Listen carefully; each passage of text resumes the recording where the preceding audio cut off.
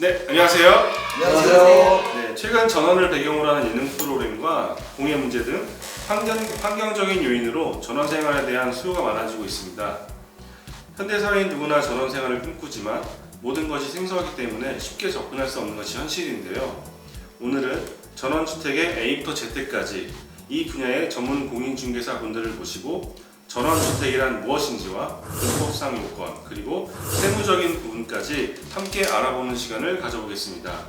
일단 전원주택이라고 하면은 농경지나 녹지 등이 있어서 시골의 정취를 느낄 수 있게 교외에 지은 주택으로 주거 공간을 갖춘 주거 유형이라고 하는데요. 과거에는 이제 맑은 공기를 이제 찾아오신다거나 아니면 이제 아토피 치료 뭐 이런 이제 건강상의 이유로 많이 찾으셨고 또는 이제 지친 도시 생활 그리고 전원에 대한 이제 동경 이게 이제 주를 이뤘었는데 최근에는 이제 교통의 발달과 지역사회의 의료 편의 시설 확충으로 생활 편의성이 매우 이제 월등히 좋아지면서 도심 거주자들이 이제 주거용 전원주택을 찾는 수요가 많이 늘고 있는 것 같아요. 네, 많이 늘죠. 예. 그럼 이제 김정우 사장님 네. 그 전원주택이란 무엇인지에 대해서 그 종류가 있을 텐데 어떤 종류가 있을까요? 네, 그래서 뭐 촬영을 위해서 뭐 좀 꼼꼼히 알아봤는데요. 네네. 일단 주거 목적이 있고, 그다음에 또뭐 개발 규모라든가 개발 방식, 그다음에 건축물 형태에 따른 그런 분류들로 이렇게 조금 나눠놨더라고요. 근데 이제 조금 크게 보면 우리가 이제 생활형이다, 생계형이다 이런 부분들이 좀 있죠. 출퇴근이 가능할 정도면 뭐 생활형이라고 봐야 될 거고. 네. 아니면 아예 뭐 카페라든가 이런 아예 그 동네 가서 장사를 하겠다라고 하는 그런 생계형도 있고, 그 다음에 이제 뭐 산속으로 들어갈 것이냐, 뭐 우리가 기존 취락지구 같은 이런 마을로 들어갈 것이냐, 아니면은 뭐 시골 뭐 이런 그 이게 조용한 이런 그 전원 뭐 단지라든가 뭐 이런 쪽으로 들어갈 것이냐, 이런 그 분류도 있는 것 같아요. 그 다음에 개발 방식에 따른 분류가 택지만 이렇게 조정을 해서 이제 분양하는 택지 분양 방식도 있고, 그 다음에 건축까지 해서 이렇게 분양을 하는 일괄 분양 방식도 있는 것 같고, 그 다음에 이제 지주들끼리 또는 동호인들끼리 공동으로 개발해서 하는 그런 방식들도 있는 것 같아요. 그 다음에 형태에 따른 분류도 있던데 목조주택으로 지을 것이냐, 뭐 또는 벽돌 조적조 이런 걸로 할 것이냐, 또는 뭐 좀 스커스 할 것이냐, 또는 요즘은 뭐 조립식도 잘 나오는 것 같아요. 뭐 그런 걸로 할 것이냐, 또는 뭐 황토 흙을 써서 황토 주택으로 갈 것이냐, 이런 분류가 좀 있는 것 같습니다.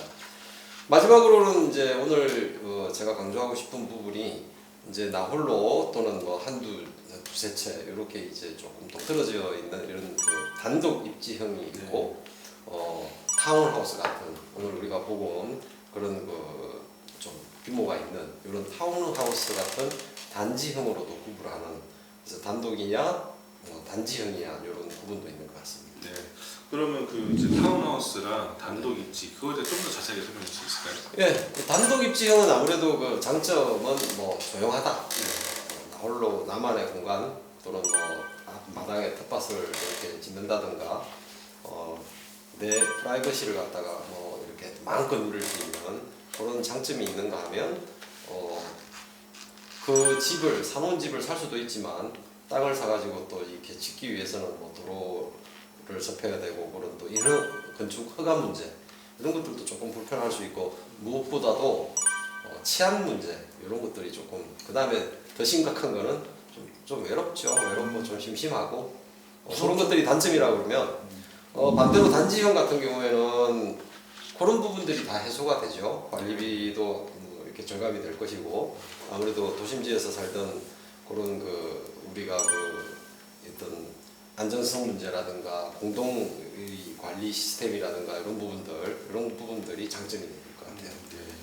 그럼 이제 전원주택 또는 이제 전원주택용 토지 뭐 이런 걸 구매할 때 저희가 확인할 점이 뭐가 있을까요? 이제 계절별로 우리가 여름에는 그러니까 겨울에는 몰랐는데 여름에 비 한 번 오고 나니까 뭐 마당이 뭐 절반이 없어지고 뭐 그런 경우들도 있고, 또 특히나 겨울 같은 경우에 눈이라든가 뭐 이런 얼음 같은 것들 때문에 하천을 못 걷는다든가 해서 고립되는 그런 경우들도 있기 때문에 토지를 구입을 할 때는 계절도 좀 따져야 된다. 네, 알겠습니다. 그러면 이제 그 도로 같은 경우에 네. 이제 사실 도로를 만들려면은 이제 뭐 단독형 같은 경우는 직접 이제 토지를 뭐 매입하거나 그렇게 네, 되는 네. 경우도 있고 네. 타운하우스 같은 경우는 이제 같이 매입을 하잖아요. 네. 그럼 이제 그 타운하우스 같은 경우는 이제 건축물대장 같은 경우 보면은 이제 뭐 공유 지분 뭐 이런 게 있을 텐데 그 공유 지분이 뭔지 좀 자세히 설명해 주시죠. 그렇습니다. 단지형은 아무래도 이제 시행사라고 하죠. 시행사가 미리 이제 인허가 문제를 갖다가 이제 해결을 한 뒤에 이제 건축 허가를 받고 물론 뭐 형질 변경은 나중에 뭐 단지든 뭐 단독형이든 이렇게 이루어지겠지만 일단 단독형은 일단은 도로를 접해야 됩니다.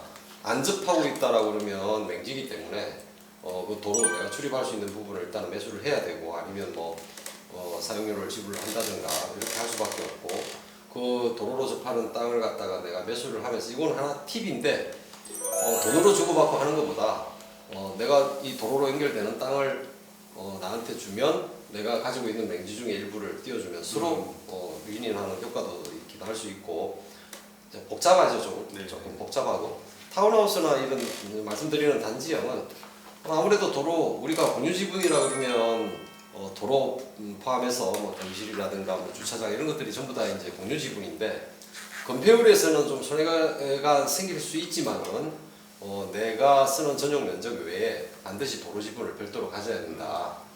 굉장히 중요한 부분입니다. 알겠습니다. 그럼 이제 김태우 사장님, 네.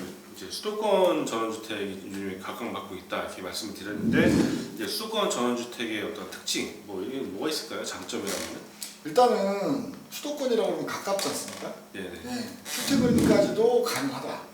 그리고 예를 들어 제가 이제 텃밭을 갖고 왔는데 어느 날 갑자기 비가 많이 온다. 바로 찾아가 볼 수도 있는 겁니다. 예. 그렇기 때문에 일단 가깝다. 교통 인프라가 잘 이루어졌다. 이런 것들이 수도권 전원주택의 장점이라고 할 수 있죠. 보통 전원주택이라고 하면은 네네. 예전에는 한 200km 정도입니다. 강원도나 충청도 네네. 이 정도. 왜냐면 그전에는 길도 안 닦여 있어요. 그래서 상당히 불편했죠. 한 달에 한 번 갈까 말까고. 아예 가서 사실 분들이 이제 그렇죠. 맞겠네요. 네. 왔다 갔다 한다는 거는 사실 좀 어려웠습니다. 네네. 뭐 지금은 한 50km 정도. 내가 서천에 사놨다가 팔았잖아요. 서천. 네. 못 다니죠. 한 50km 정도 돼야 돼요. 네. 너 더 멀면 힘들죠 상당히. 근데 오늘 저희가 사실 이제 그 양평군 용문에 있는 이제 타운하우스를 저희가 이제 같이 임장을 다녀왔잖아요. 네. 거기 같은 경우는 이제 잠실에서 한 50km 그렇죠. 그 정도 거리가 되더라고요. 그럼 그 정도면 적당하지 않나요? 상당히 괜찮죠. 50km 정도면 잠실에서. 네네. 일단은 뭐 인터넷에서 그 거리 재기로 네. 제일 거리입니다 이게. 직선 거리로. 그렇죠. 내가 차로 가보니까 50km 살짝 넘던데. 왜냐면요. 직선 지금 거리로. 직선 거리로요. 왜 그러냐면 지금 교통 상황이 아주 좋으면 금방 갈 수 있는 거리입니다. 예. 그렇게 생각하시면 됩니다. 네, 그렇죠. 아무래도 이제 도로가 잘 정비돼 있다 보니까 이제 거의 직선 거리와 유사하게 이제 실제 이제 갈 수 있는 거리도 나오고 하는데. 그렇죠. 네, 그럼 이제 김정민 사장님 그 용문 타운하우스 거기는 이제 교통 환경이 현재 어떻죠? 네, 지금 현재 지하철 경의중앙선이 용문역까지 운행을 하고 있고요. KTX는 양평역에서 이용하실 수 있어요. 네. 하도 양평간 제2외곽 순환도로가 2023년 개통 예정이고요. 지금 예비 타당성 조사를 통과한 송파 양평간 고속도로도 2025년 착공이 될 예정이라고 합니다. 그리고 용문 홍천 광역철도가 선도 사업으로 선정이 됐어요. 네. 이 광역철도는 현재 서울역에서 용문까지 운행 중인 경의중앙선을 홍천까지 연장하는 사업인데요. 2030년까지 용문 홍천 광역철도가 개통이 될 예정입니다. 개통 후에는 도심에서 이동 시간이 한 90분대에서 30분대로 줄어들 것으로 예상을 하고 있습니다. 그리고 경기도에서 강릉 가는 경강로가 있는데요. 이 경강로가 예전과는 달리 길이 잘 정비가 되어 있어서 실제로 팔당에서 용문까지 20분 정도면 충분히 접근이 가능했습니다. 네. 그럼 이제 그 용문 같은 경우는 이제 양평이랑 같이 이제 생활권을 공유하잖아요.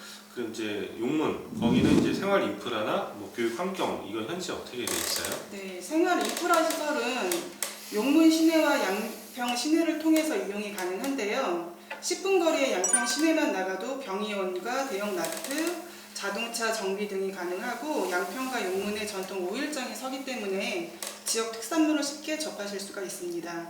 그리고 해당 부지 바로 앞에 특성화 혁신 학교가 있는데요. 요즘 시대에 다양한 교육 환경을 추구하는 학부모님들에게는 희소식일 것 같은데요. 일반화된 교육 환경을 벗어나서 아이들의 특성을 극대화시킬 수 있는 이런 특성화 교육 환경을 찾아서 이사 오시는 분들이 계속 증가하고 있는 추세라고 합니다. 네. 실제로 양평구는 올 들어서 전년 대비 인구가 증가했다고 하는데요. 지난해 10월 말 기준으로 2016년과 비교하면 인구 11만 2천 명에서 12만 2,500명으로 5년 새 인구가 9% 정도 증가한 셈이라고 합니다. 보통 시골 하면 이제 인구가 줄어서 걱정인데 여기는 오히려 늘고 있으니까 네. 좀 발전하고 있다 이렇게 볼 수 계속 있겠네요. 늘고 있습니다. 네. 사실 이제 전원주택 하면 이제 주 목적이 힐링, 뭐 이제 삶의 여유, 뭐 이런 걸 텐데 주변에 이제 그런 걸 좀 받쳐줄 수 있는 그런 환경 이게 뭐가 있을까요? 제일 유명한 용문산 관광 단지가 있고요. 네. 그리고 천연 기념물로 지정된 은행나무로 유명한 또 용문사가 있고요. 용문산에서부터 양수리까지 이어지는 물소리길, 중원 계곡, 중원 폭포, 용문산 자연휴양림, 백원 수목원 등 많은 관광지가 있습니다. 아까 보니까는 공동관리 시스템이라고 있던데 이거는 정확히 어떤 걸 말씀하십니까? 공동관리 시스템이라는 게 이제 타운하우스의 큰 장점이죠. 그 우리가 도시에 살면 뭐 이 공동주택 이런 아파트 이런데 이제 살든지 어쨌든 뭐 치안 문제라든가 이런 부분들이 사실 그 아파트라고 그러면 많은 세대수에 비해서 관리비를 굉장히 좀 저렴하게 네, 나눠서 그렇죠. 내니까 똑같아요. 거기도 타운하우스라고 해서 이제 수십 채가 이렇게 모여가지고 얼마씩 조금씩만 이렇게 저렴하게 이렇게 관리비를 지출을 하면 뜬그러니 이렇게 혼자 있는 단독 입지형 그런 스타일보다는 뭐 용역 그런 사설 용역을 이용을 한다든가 그런 그 공용 부분을 갖다가 같이 쓸 수 있기 때문에 그런 것들이 굉장히 뭐 편리하고 중요하다. 그리고 무엇보다 비용이 좀 저렴하게 내가 네. 이용을 할 수 있다. 도시 생활을 하고는 크게 차이 나지 않을 정도로 네. 그런 것들이 굉장히 메리트가 있죠. 대부분 이제 도심에서 이제 아파트 생활 하시다가 이사를 오실 텐데 네. 그럼 이제 사실 오면서 이제 그런 걸 직접 해야 된다. 이게 되게 불편하거든요, 사실은. 그렇죠. 그런 부분들은 이제 기존에 내가 살던 곳과 뭐 비슷한 환경에서 이제 접할 수 있다. 그렇게 볼 수 있겠네요. 그렇습니다. 뭐 우리가 뭐 이렇게 다니다 보면 요즘 뭐 대세가 뭐 이렇게 타운하우스처럼 가는 것 같아요. 네네. 네, 그래서 또 좀 모여 살아야 좀 덜 심심하고 그쵸. 이웃들끼리 커뮤니케이션도 좀 이렇게 하고 네. 혼자 살다 보면 병나요. 네, 그래서 좀 모여 사는 게 좋은 것 같아요. 네, 알겠습니다. 그럼 이제 그 어떤 분들이 주로 전원주택을 많이 찾으시는 것 같아요? 보통 이제 거주 목적이죠. 은퇴하시고 도시 벗어나서 살고 싶으신 분들, 네네. 그리고 좀 건강이 좀 악하시는 분들, 음. 아토피라든지 천식이라든지 비염 있으신 분들, 공기가 맑으면 일단 좀 치료가 되는 거고요. 네네. 그리고 습세권이고 물도 맑아서 며칠만 있어도 좀 힐링이 됩니다, 마음이. 음. 그리고 이제 교육 목적, 특히 이제 혁신 초등학교에 있기 때문에 네. 여기 상당히 유명합니다. 교직원들의 기여도가 높고 네. 이분들이 전부 자원을 했어요, 학교에. 저 이제 교육 때문에 이렇게 오시는 분들이 많은데 사실 이렇게 저희가 오늘 이제 현장에 갔을 때 네. 저희가 보고 온 그 현장 바로 건너편이 사실 그 혁신학교였잖아요. 그렇죠. 그러면 어떻게 보면 이제 전원생활 하다 보면은 애들 학교나 이런 부분을 좀 어느 정도 타협을 볼 수밖에 없는데 네. 여기는 전원생활 하면서도 학생권이네요. 그렇죠. 일단 초등학교는 상당히 유명한 곳이고요. 네. 그리고 중학교, 고등학교도 역 근처에 있기 때문에 네. 사실은 학생권이라고 볼 수 있습니다. 그러면은 이제 보통 이제 이사를 오고 싶어 하는데 내가 이미 집이 한 채를 갖고 있어요. 네. 도심에. 네. 그러면은 2주택이 되잖아요. 그렇죠. 그러면은 뭐 양도세나 나중에 이런 문제점들이 생길 수 있지 않나요? 그렇죠. 취득세, 양도세, 보유세 문제가 생깁니다. 이게. 네네. 근데 실질적으로 1주택자는 네. 별 상관이 없어요. 1주택자는? 네. 왜냐하면 전원주택이 대부분은 비조정주의겠습니다. 그렇죠. 비조정주의이기 때문에 만약에 취득세라고 따져도 보통 2주택을 하면 8% 분자분이잖아요. 네. 비조정 지역은 2주택, 그러니까 이 두 번째 집이라도 6억 미만은 1%고 9억 초과는 3%입니다. 음. 그래서 1%에서 3% 취득세만 내면 되기 때문에 네네. 실질적으로는 주택 취득 시에 별 문제는 없습니다. 그리고 양도세도 마찬가지입니다. 양도세도 조정지역의 한채를 가지고 있고 네네. 비조정지역의 한채를 갖고 있다면 종전주택을 3년 안에만 팔면 됩니다. 보통은 조정지역에 주택 갖고 있으면 보통 1년 안에 팔아야 되죠. 예. 예외적으로는 2년을 파는 방법이 있고 비조정지역은 무조건 3년입니다. 그렇기 때문에 3년 정도 안에 다시 판다 그러면 종전주택. 굉장히들 궁금해하는 건데. 네. 근데 나는 집을 팔기가 싫어. 도심에 있는 네. 집을 팔기가 싫어. 네. 그래서 세컨하우스로 내가 그냥 가지고 있고 계속 갔을 때 아예 안 팔고. 안 팔고 가면 이 집을 비과세 못 받는 거 아니냐. 3년 내에 못 팔면. 네. 그럼 뭐 다른 방법 없어요? 이게 비과세를 못 받는 것보다는 네. 일단 두 주택을 갖게 되면 하나를 주택을 팔 때는 양도세 중과가 되죠. 네. 그래서 어려워하시는 분들이 많습니다. 음. 하지만 비조정 지역은요 양도세 중과가 안 됩니다. 네. 아니 그러니까 네. 3년 안에 이제 먼저 있던 집을 종전주택을 팔았을 때는 비과세인데 네. 양도세가 비과세인데 나는 가지고 가고 싶다. 그렇죠. 3년이 아니라 10년이고 가지고 가고 싶다. 네. 했을 때 양도세 뭐 비과세 받는 방법이 있다면서요? 그렇죠. 그러니까 비조정 지역에는 네네. 양도세 중과가 없다고 했잖아요. 그러면 비조정 지역에 있는 걸 먼저 파는 겁니다. 그러면 양도세 중과가 없이 일반 과세를 받겠죠. 양도세도. 네. 그 후에 종전주택으로 나머지 1주택 있지 않습니까? 거기에서 2년을 거주하시면 되는. 세 줬으면 세입자 나가라 그러고. 그렇죠. 어쩔 수 없습니다. 그건 제가 지금 여기 들어가 살아야지. 이거 팔았으면 어디가 삽니까?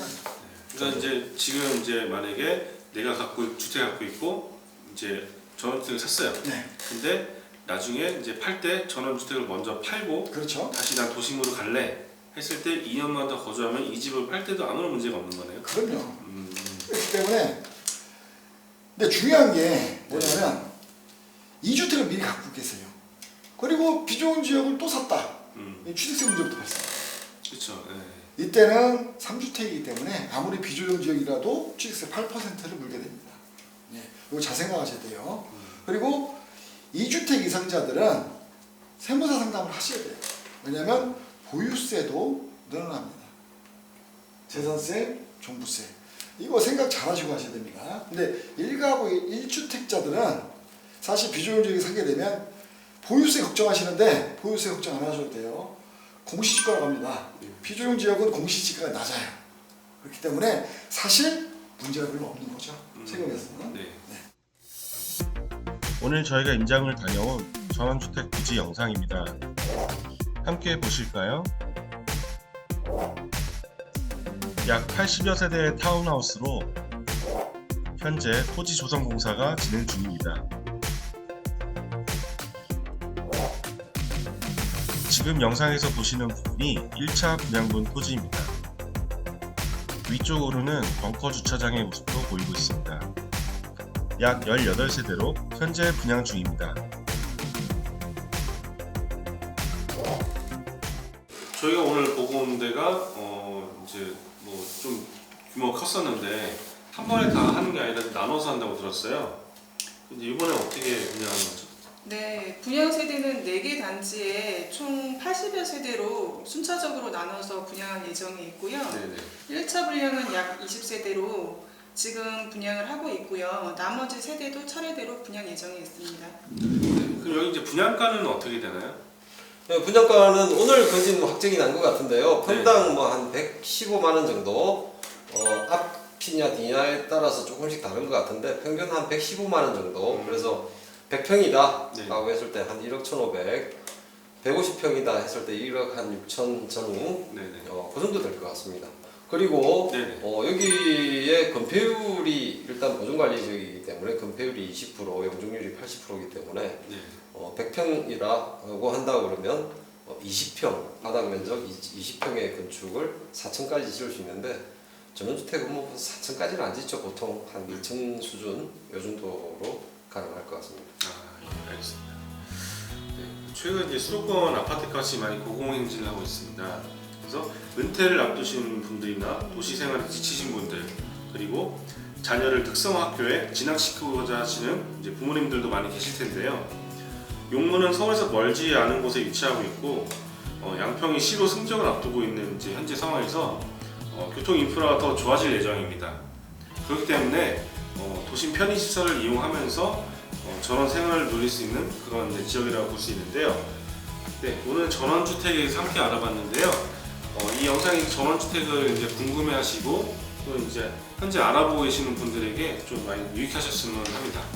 전원주택 입주를 희망하시거나 관심 있으신 분들은 언제라도 저희에게 연락을 주시면은 합리적이고 안전하게 구매하실 수 있도록 저희가 함께 하겠습니다. 오늘도 시청해주셔서 감사합니다. 감사합니다.